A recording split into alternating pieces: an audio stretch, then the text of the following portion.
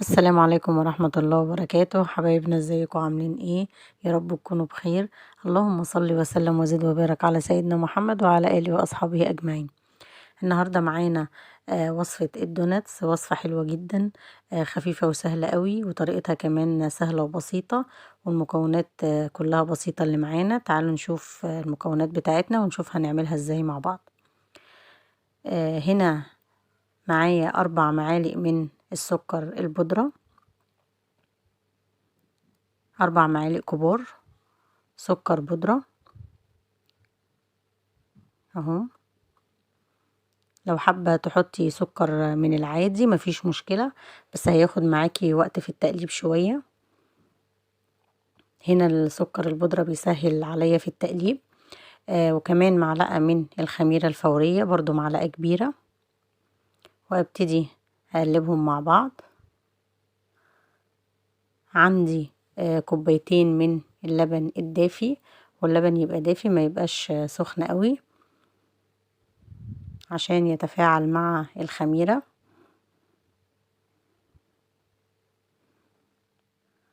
اهو. كوبايتين كبار برضو من اللبن الدافي، وابتدي اقلبهم مع الخميرة والسكر كويس.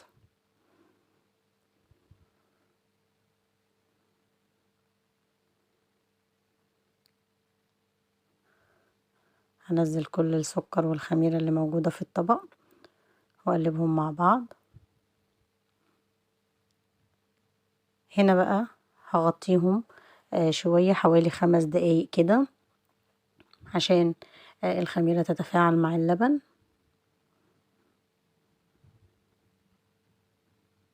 اهو. هركنها بس كده على جنب شوية، هو يعني معاكي 5 أو 6 دقايق بالكتير. وبعد كده هنبتدي ننزل ببقية المكونات اللي معانا. عندي 4 بيضات بدرجة حرارة الغرفة،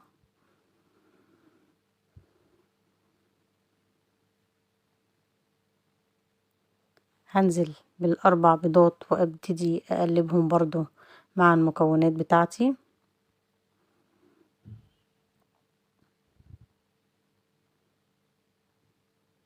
اهو.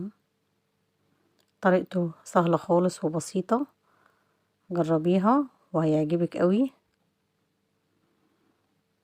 هنبتدي نقلب البيض كويس.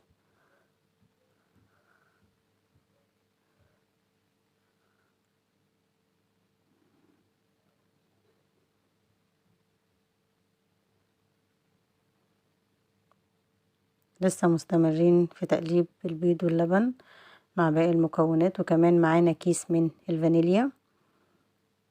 والمكونات دي هتحتاج كيلو من الدقيق. ابتدي انخله كويس من المصفى بتاعتي.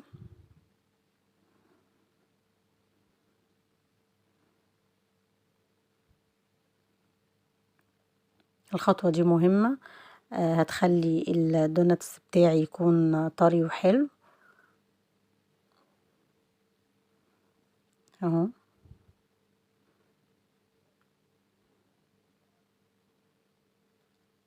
هكمل الكيلو بنفس الطريقة كده زي ما انتي شايفة. وبعد كده هاخد رشة من الملح، يعني حوالي ربع معلقة صغيرة كده، وابتدي اقلب بقى كل المكونات مع بعضيها.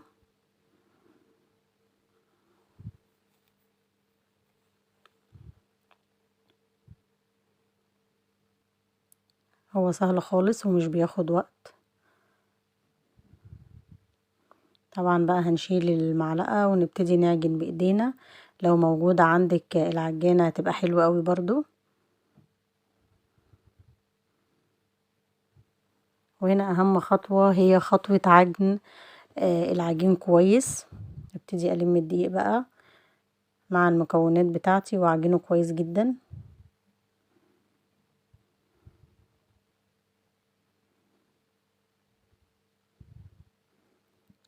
اهو.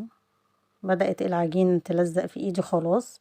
هبتدي انزل بالزبدة بتاعتي، وهنا الزبدة برضو بدرجة حرارة الغرفة. والزبدة هنا هتلملي العجين كويس ودي حوالي نص كوباية من الزبدة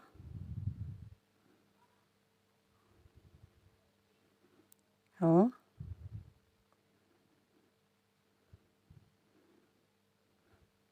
زي ما انت شايفة العجين لما خلاص كله معايا اهو. طبعا هسيبه لما العجين يختمر حوالي نص ساعة. هغطيه طبعا، وهغطيه كمان بفوطة نضيفة، وكمان هحطه في مكان دافي شوية. بصي العجينة حلوة جدا، طرية وفي نفس الوقت ما بتلزقش معاكي، وناعمة خالص.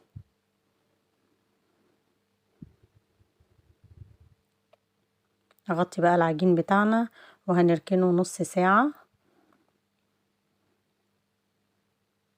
ممكن تسيبيه على الرخامة وتغطيه بفوطة نضيفة كويسة. اركنيه بس نص ساعة كده يختمر معاكي وهيبقى كويس جدا، وهتعرفي كمان تشتغلي في العجينة.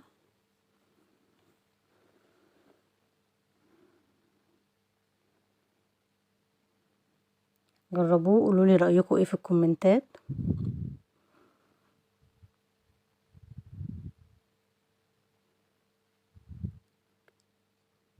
بنفتح بقى على العجين بتاعنا عشان نشوفه. بصي ما شاء الله. هبتدي بس انزل العجين بايدي كده عشان اخرج منه الهواء.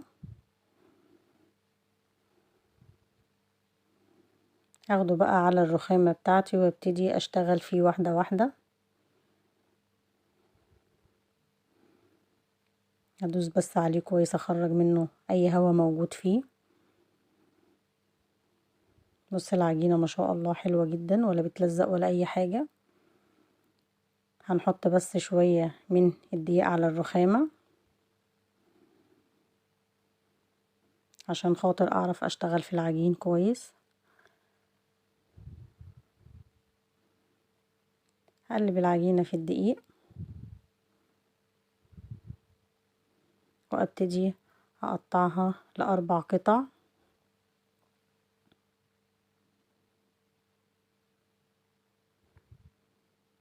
اهو ما شاء الله شايفة العجينة. ابتدي بقى اعملها دواير كبيرة وعلى الرخامة برضو، واركنها هشتغل في واحدة واحدة. بس طبعا بحط لها دقيق عشان ما تلزقش مني. بصوا العجينة ما شاء الله جميلة جدا.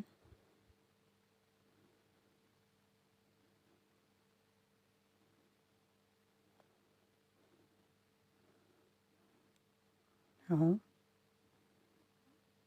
ما شاء الله هيقطع معاكي او هيطلع معاكي كمية حلوة جدا. كميته هتبقى كبيرة هوريها لك برضو.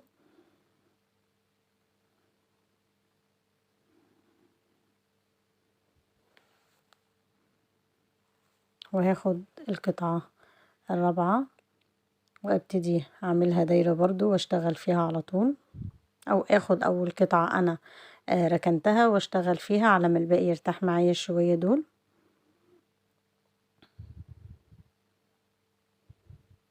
ابتدي بقى اخد واحدة واحدة اهو، واضغط عليها بايدي،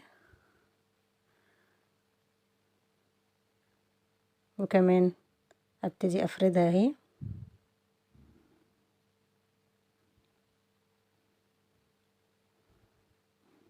بصوا ما شاء الله العجينة بتتفرد بكل سهولة، ولا بتلزق ولا اي حاجة، وحلوة جدا.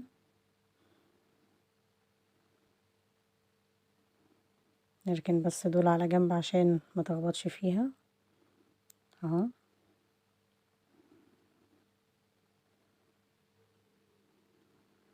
حبايبنا ما تنسوناش في الاشتراك في القناة وتفعلوا زر الجرس عشان يوصلكوا كل فيديوهاتنا ان شاء الله. انا هخلي العجينة سمكها متوسط، ولا تبقى رفيعة قوي ولا تخينة قوي. عندي القطاعة بتاعتي هبتدي اقطع بيها اي حاجة متاحة عندك ممكن تقطعي بيها. ممكن غطا بطرمان، اي قطاعة عندك موجودة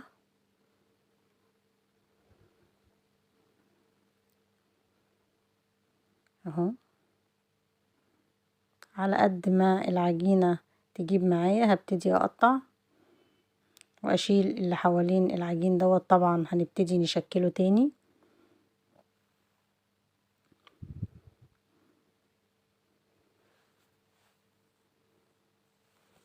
اخلص بس اللي معايا. طبعا عندي غطا بتاع ازازة ابتدي اعمل فيها الفتحة من النص نفس الشكل بتاع الدوناتس بالظبط.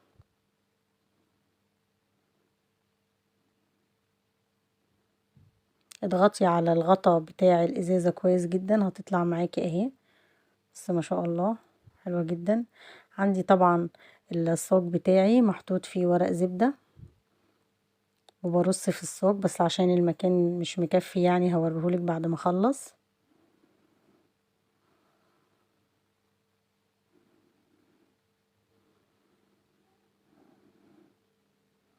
اخلص بقى كمية العجين اللي معايا كلها بنفس الطريقة وارجع لك تاني اهو.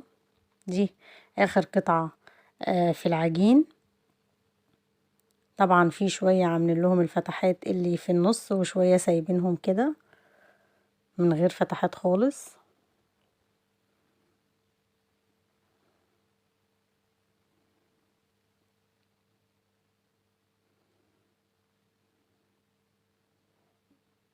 اهو زي ما انت شايفة كده. بص طالع ما شاء الله حلو جدا. ادي الصاج بتاعي حاطين فيه ورق زبدة ومش دهنينه اي حاجة. احنا مكتفيين بس بالسمنة اللي حطيناها على الدقيق او على العجين بتاعنا. اهو ما شاء الله صاجين. وكمان الصينية دي الكيلو قطع معايا كمية حلوة قوي. هنا هغطيه بالفوطة النظيفة بتاعتنا وهركنه حوالي ربع ساعة يرتاح بس. وهبتدي اشغل الفرن بقى وانا مغطياه كده علشان خاطر الفرن يسخن. هنا حطيناه في الفرن على الرف الوسطاني. وادي طلع معانا بعد ما استوى. بص شكله ما شاء الله حلو جدا. هنا انا بقى معايا تزيين الدوناتس زي ما تحبي. شوكولاتة، سكر بودرة، اي حاجة تحبي تزيني بيها مفيش مشكلة. كمان ممكن يتعمل بالشوكولاتة البيضاء. طبعا الشوكولاتة دي احنا مسيحينها على حمام بخار مية دافية او مية سخنة. تبقى المية سخنة قوي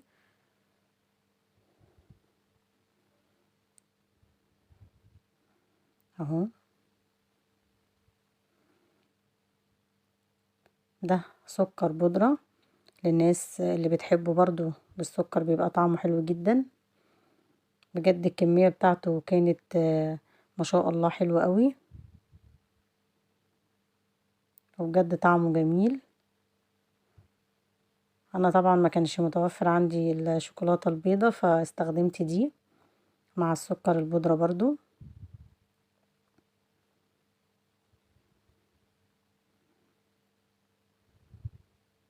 اهو زي ما انت شايفة. بجد طعمه خطير. جربيه وقولولي رأيك ايه.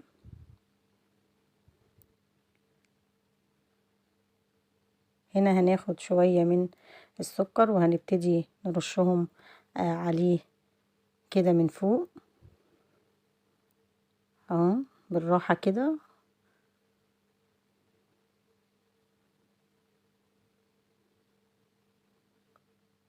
ما شاء الله.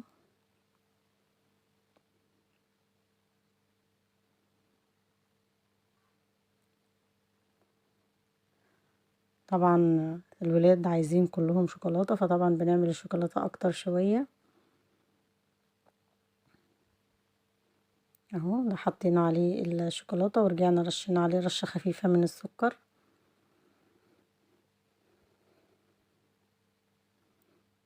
اهو. بصي ما شاء الله. اتمنى تجربوه وتقولولي رأيكم ايه. مستنية رأيكم في الكومنتات ان شاء الله. اشوفكم في فيديو جديد على خير بإذن الله.